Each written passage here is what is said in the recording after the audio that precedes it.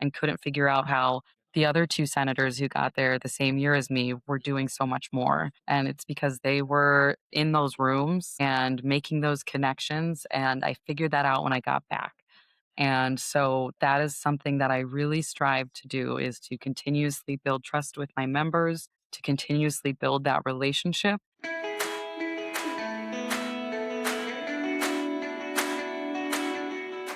Welcome to Smart Women Talking, thoughtful conversations about work, life, leadership, and everything in between. I'm Polly Meyer, And I'm Barbara Zuliger. and each week we bring you honest conversations, smart perspective, and ideas that you can actually use.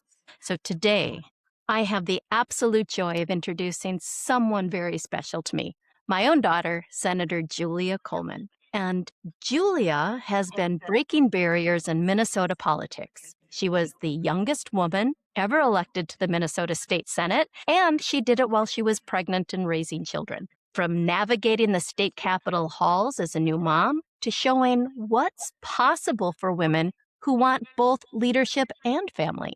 Julia's story is truly inspiring, and I am so proud of the trail that she's blazing. And I know that you are going to absolutely love hearing about her journey. So, Julia, welcome to the show. Thank you so much for having me. Our pleasure. We have been talking about this episode, just waiting for this day to come. So, a question that has been on our mind is that you were elected to the Minnesota State Senate as the youngest woman ever to hold that office while you were pregnant at the time. Mhm. So, take us back to that moment. Like, what was actually going through your mind through all of that? Well, I started off the race pregnant, 9 months pregnant with my first son. I announced I was running, and a week later gave birth to him. 2 weeks later, I'm in high heels giving a speech about economics and healthcare with Adam sleeping in his car seat next to me and campaigned. It was a brutally hard campaign, probably the hardest one I've had because I had an inter party fight. And I campaigned with Adam on my hip for over a year. And I actually ended that campaign pregnant. And 2 weeks later, found out it wasn't one, but two babies that I was having the second go around. And so I remember just getting sworn in thinking, if I can survive starting and ending that brutal campaign pregnant, I can survive doing this. I don't know how yet. I just know that it's something I feel called to do, that I have to do. And so I'm going to do it. And you had mentioned that you had this unbelievable sense of faith in yourself. So, what are some other ways, or what are some ways that other women who are stepping into visible roles, how can they develop that sense of faith in themselves? I think that's built like a muscle that you have to keep proving to yourself that you can do things you never thought that you were able to do. And so, for example, small steps. Taking 23 sometimes credits a semester when I was at the U of M while working 40 hours a week, proving myself I could do that. Running for city council, it's a smaller, easier election, but proving to myself I can do that. Surviving the campaign, proving to myself I can do that. I could survive the sleepless nights and the 18-hour days working a full-time job and campaigning and having a newborn son. It's a muscle you have to build. And the more you prove to yourself that you can literally do anything that you set your mind to, the more you're going to have faith in yourself to accomplish bigger and bigger and bigger things. That's really exciting to hear the small pieces of steps along the way. That helps a lot of people, I think, have some confidence, which we just did a podcast on as well, to move into those things. Was there a specific moment or time when you thought, yeah, now is my time. I need to run for senator? What helped you make that decision at that point in your life that that's where you wanted to be? One of the things about running for office is a lot of women think that all 10 things in their life have to be perfect or they're not going to run. And I was actually a part of a program that taught me that the average man just throws his hat in the ring and the average woman has to be asked 7 times to run for office. And so on your first day of this program, they ask you 7 times on your first day. If you will run for office. And so they said, okay, we got it out of the way. You've been asked 7 times.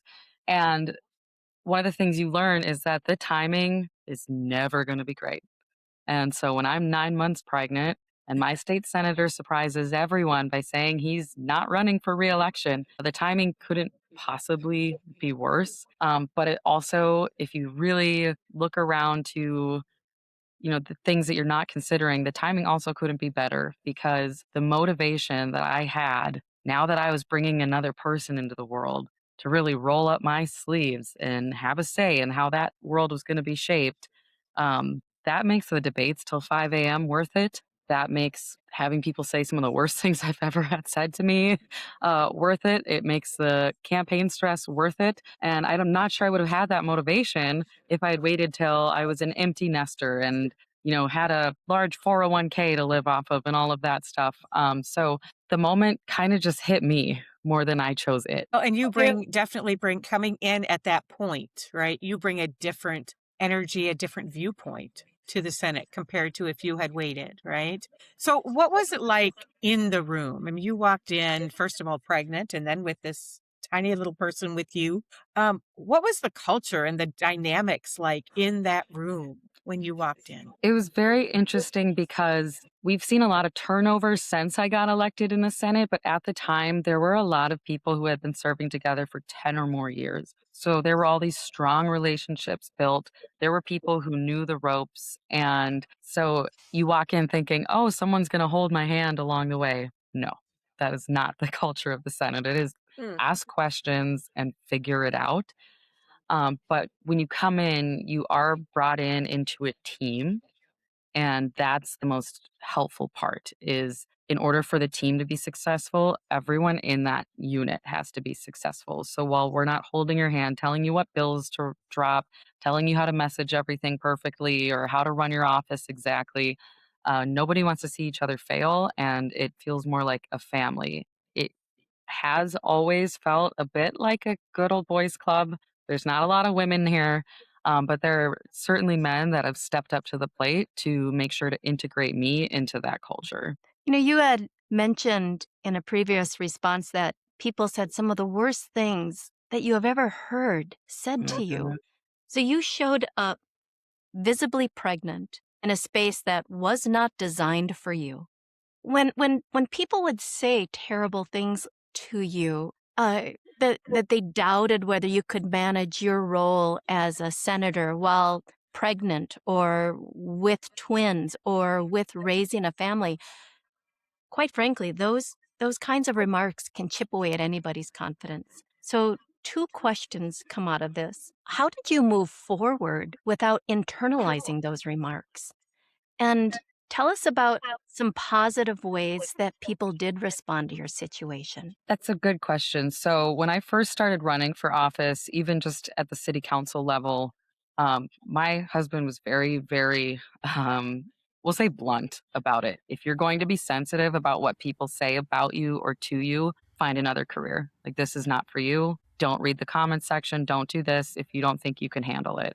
And I would take every single negative thing said so personally at first. And then I started thinking about what somebody has to have inside of them to feel the need to go out of their way to say something nasty to somebody they've never met or barely know. And I actually started to feel really bad for them. And now, if you follow me on social media, I actually turn it around. And sometimes they'll say something so ridiculous that I'll have kind of a witty response to it. And I kind of just try to make light of it. As far as colleagues that questioned, is she going to be able to do this job? I did not clap back in their face and, how dare you? It was, let me show you. Or I want to reassure you that I've got this. I know I'm going to be on bed rest, but I'm going to show you that I'm still paying attention. I'm still here. I'm still a part of the team and I can do this. And, I'm not a big astrology person, but I sometimes buy into it. I am your daughter. And I am a Sagittarius. If you tell me I can't do something, that is just fuel for me to go do it even harder. So that was kind of my reaction to that. But I will say one of the things that keeps me going the most in this job, to the second part of your question, is the young women who are either in that program training young women now or there are staffers, or they're volunteers, or they're college aged women who say, I want to do this now because I know you can. Tell me how to do it. And will hear me speak up and hear me talk, correct the record to other colleagues sometimes. And they say, wow, they'll text me, I'm so proud of you. I love working with you. Like, thank you so much. And even the thought of retirement, they go, no, no, no, no, we need you here. Like, we absolutely need you here. And so it's such a blend of expectations and observations. And you just got to focus on your whys, your reasons why, and the people that are needing you to be there. So it sounds, Julia, like you're getting good response from the people you work with. I love the idea that you've got that team that you're working with. That is something I was not really aware of from the outside of the political world, right? When did you feel, and what did it feel like when you felt like you genuinely had earned your place at the table amongst some of these people that have been there for 20 years? What did that feel like, and when did you feel that? Do you feel that? Yes, my first year, it was COVID, which was a blessing as well because I was on bed rest. So we had the remote voting option. And, Okay. I showed that I was going to be there. So every single vote I had to call in, and there was a number of people that would have to call in for, if they have COVID or whatever reason. I was the first one to call in that vote. It didn't matter if it was 2, 3, 4 in the morning, first one to call in the vote every single time because I was paying attention and I was watching, even if I was in the hospital or even after the twins came, if I was feeding them, I was the first one to call in my vote every single time. And then when it came time to be there in person, I remember one senator looking around the room and saying, if Senator Coleman can be here, I expect everyone else to show up too. Worked my Tookish off in that election, came back, and after 2 years, ran to be assistant minority leader and won. And that showed me, okay, my colleagues respect what I have to say. They want me leading the ship. And about a week later, I'm taking our team on one of the biggest issues that we have, leading them on a debate that lasted about 18 hours. I didn't get home till 5:30 in the morning. Didn't know if I wanted coffee or a beer, so I just had both.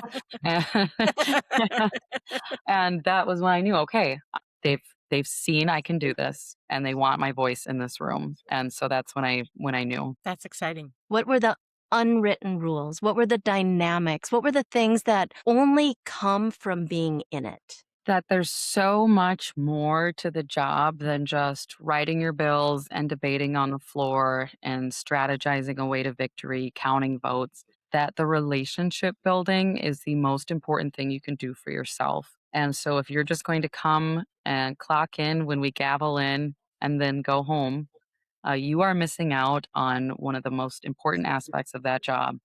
Grabbing dinner with people after work, or grabbing lunch, or going to the networking events, that is probably one of the most important parts of that job because of the relationship building and the trust that is absolutely needed. And I, of course, missed out on that my first year, it being COVID and bed rest, and certainly felt like I was on an island and couldn't figure out how the other two senators who got there the same year as me were doing so much more. And it's because they were in those rooms and making those connections. And I figured that out when I got back. And so that is something that I really strive to do, is to continuously build trust with my members, to continuously build that relationship. And now that we're going into a retirement and election year, seeking out those new people to make sure they understand that, and having initial conversations and putting time on their teams as well to show you can trust me. I want a relationship with you and I'm here to help, because that is the best part of this job. That is the best thing you can figure out to do, is build those relationships. So I'm hearing that to to find yourself in rooms where things actually happen, that often starts with making a commitment to building those relationships outside of work hours. And do you have any suggestions on how to do this when a woman is raising young children while building her career? Yes, I scheduled time to build those relationships. And so, if, for example, Mondays and Wednesdays, we have committee till 5-ish, and then we usually caucus until 7 or 8-ish. Kids are going to be asleep anyways. So, those are the days I'm going to go make extra time to connect with people. Tuesdays, I'm done at noon. I'm home at noon and I'm doing stuff with the kids. I'm home all day Friday with the kids. And so scheduling those long days to really be there at the Capitol and be present at the Capitol. And then when I'm at home to be present at home is how I guess, justified and didn't feel guilty about taking that extra time to go have fun with people, to go get to know them, to go learn about their families and what made them run for office in the first place, what they hope to accomplish, figure out how you can help. And as far as how to figure out where people are at, I was very pushy. What are you guys doing tonight? Where's everyone going? If you go anywhere, shoot me a text. And so almost like squeezing my way literally sometimes around a table, like, hey, I'm Oh. sitting here today. And Mhm. putting myself in those rooms. So a couple of things I just heard you say that I really wanted to expand on a little bit. One is having fun. Having fun. I mean, you're a mom of three very young, adorable little boys, and you're a state senator. Finding time to have that fun and actually asking for it. Those are things that how did that combination help you get to where you are today? Well, for me, fun is networking. Fun is talking politics over a pint or something like that. And so, even when I was campaigning, if a constituent wanted to meet up and get to know each other, learn about kind of what they hope I'll accomplish, what I want to accomplish, that is fun for me. Like having those conversations, Mhm. picking people's brains is fun. If that's not in your wheelhouse, that's going to feel like work. That's going to feel draining. So I suppose for me, it is because that is my definition of fun is doing that. And so that's part of why I just love doing this job is the people aspect. I love talking to people, getting to know them, picking their brains, talking politics 24/7. That is fun for me. So for some, it's probably work, but not on my end. Hmm. You know, were there women in the political realm before you who helped you find your footing? Oh, yeah. I'm not exactly sure how I would have done this without them. For example, Senator Michelle Benson had a baby while in office, and kind of told me how to handle it. And when I told her I was having twins, she's the one going, breathe, deep breath. We're going to handle this together, right?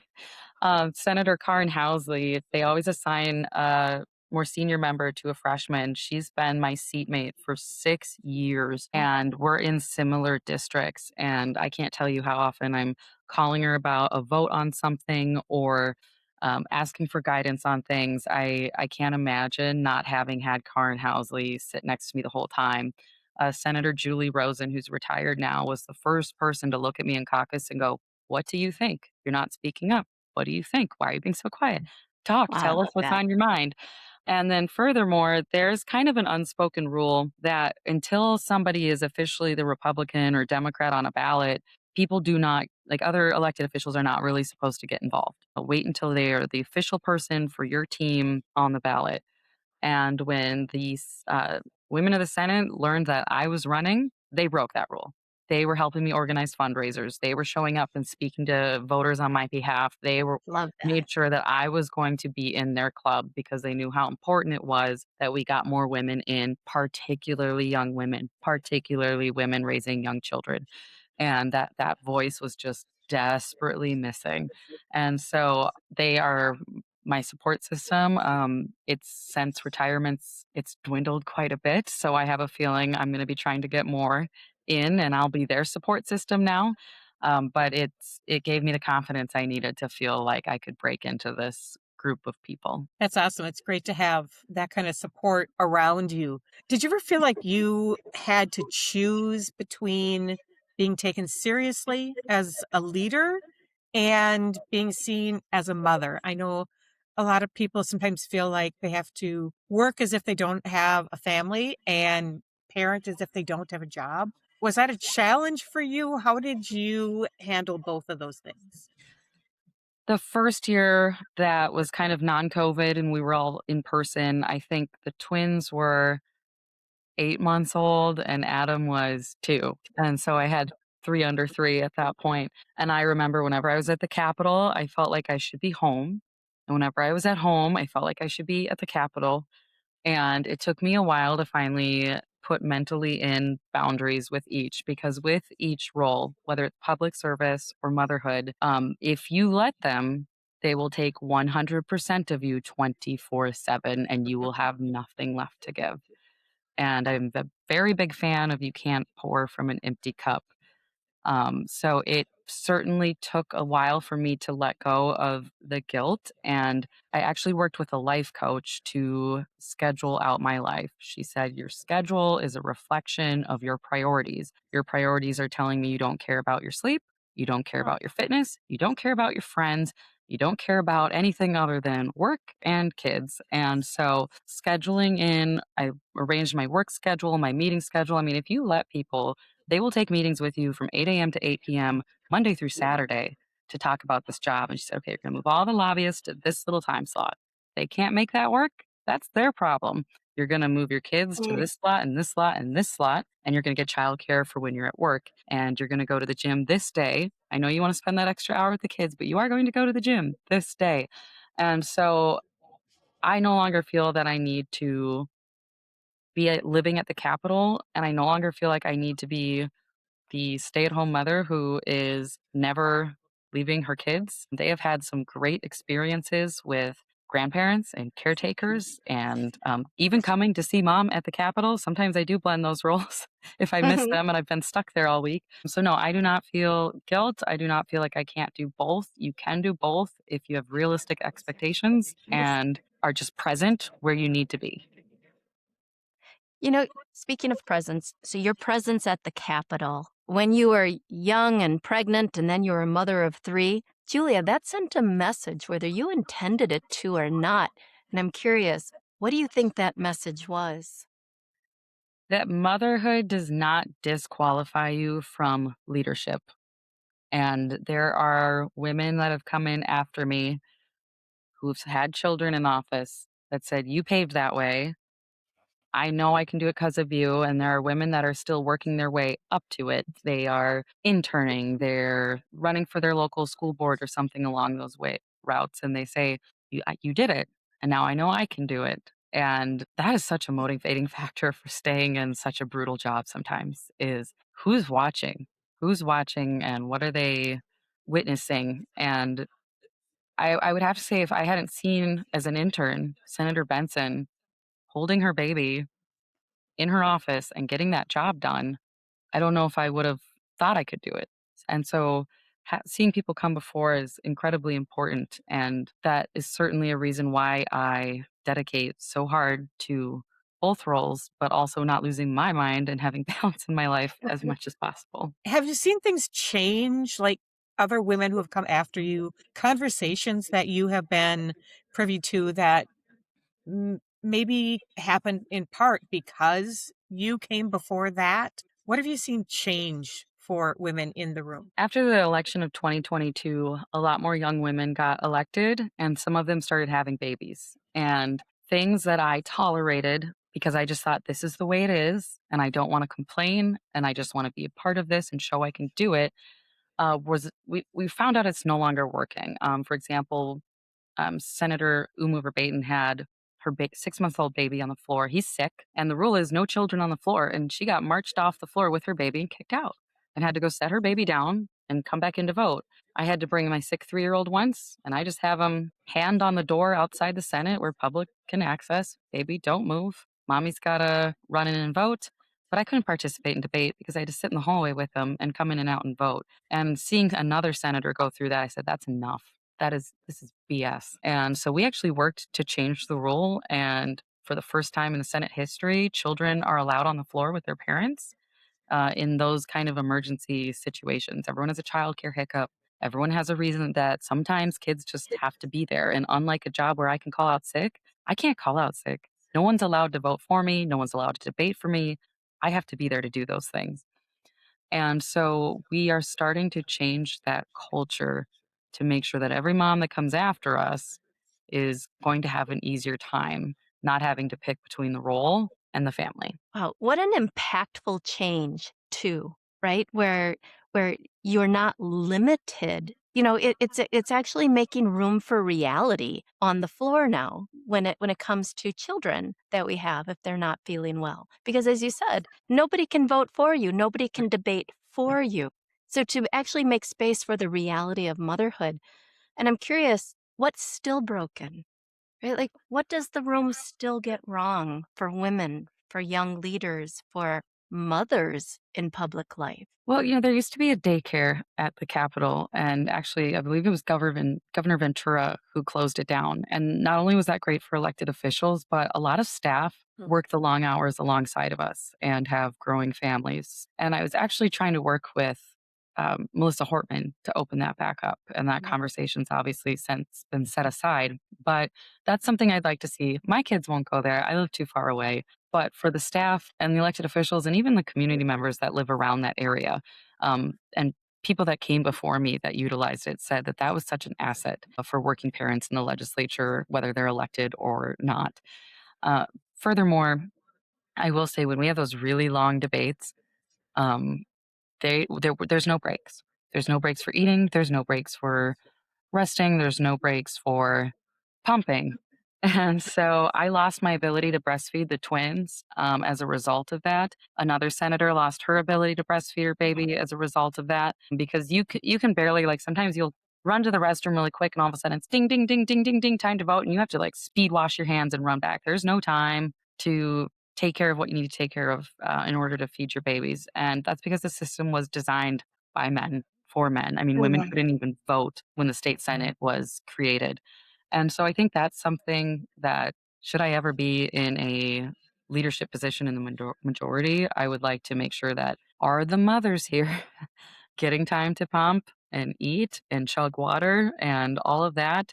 Are we making sure that we're giving people a break? Wow. Sounds Yeah. like humanity could be has more space there. Yes. Yes. Yes. There are women listening right now who are standing outside a room. Maybe it's not the Minnesota State Senate, but maybe they're standing outside the boardroom or the council or even a conversation that they've got something to share and they're hesitating. What would you say to her? Go in humbly and with grace. Nothing is going to turn a room of people or a place you want to be off more than someone with a chip on their shoulder that has something to prove that you're going to listen to me, you're going to hear me. That's just going to make everyone take a step back. But if you go in humbly with grace, persistence, and a determination to show that you have a spot at that table waiting for you, that's going to work a lot better. So every time someone said, I'm not sure you can handle these 3 committees, that's going to be too much with everything you have going on, I said, I won't miss a single one. Let me show you. Senator, are you going to be able to handle these late night votes? I know you just brought the twins home from the NICU. Yes. And I showed them by being the first one to call in my vote every single time. How are you going to be able to handle it now that we're coming back in person? Let me figure out the childcare situation. Let me show you that I'm going to be here, and not only be here, but be a team member, be present, be leading. So just be graceful, be humble, but do be persistent and do be determined. Do Wow. it anyway, right? Anyway, yeah. So I'm going to throw one extra question in here because I'm curious. What's next for you? What is the next room that you would like to walk into that makes you just a little bit afraid? I know that I'm going to be hopefully staying in the room that is the state senate for the next 4 years. I'm running again.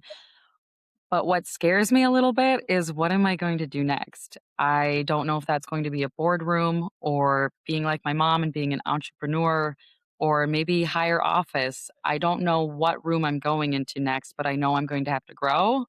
I'm going to have to change. I'm going to have to face things that scare me. I'm going to have to develop my skills. I'm going to have to take risks. And, you don't have the opportunity to be brave unless you're a little scared. So I'm going to have to be brave. And I just know whatever is next, I'm going to want to do something epic and something big because that's how I've always been ever since I'm little. It's okay, you achieved that. What's next? What are you going to go do next? I don't know what that is yet, but I do know it's going to be something bigger that is going to have to make me become even more the woman that I want to be. And it's going to force me to put myself into more rooms I've probably a little scared to step into. But like I said in my first answer, developing that faith in yourself is so incredibly important. And I'm going to have to continue building that muscle so that I can get bigger and stronger and, push my way into bigger rooms.